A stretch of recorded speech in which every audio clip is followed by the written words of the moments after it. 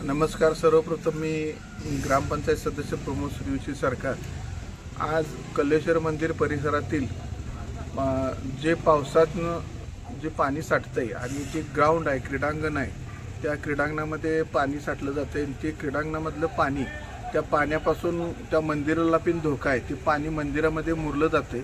आज करवीर महात्म्यामध्ये ज्या मंदिराचं नाव आहे ते असे कल्लेश्वर हे अगदी जागृत मंदिर आहे. त्या मंदिरा परिसरामध्ये जे क्रीडांगण आहे ते क्रीडांगणामध्ये पाणी साठलं जाते.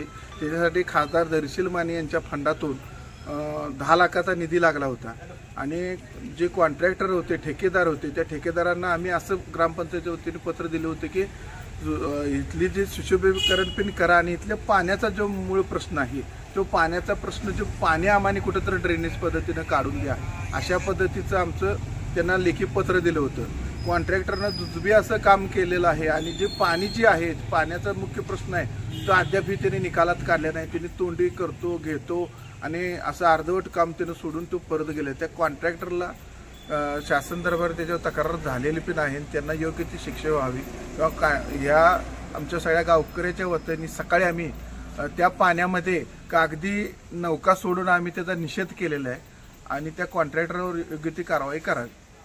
ग्रामपंचायत प्रशासनाला पण डेप्युटी सरपंच प्रमोद गुरु यांना त्याचं आम्ही सह्याचं निवेदन दिलेलं आहे.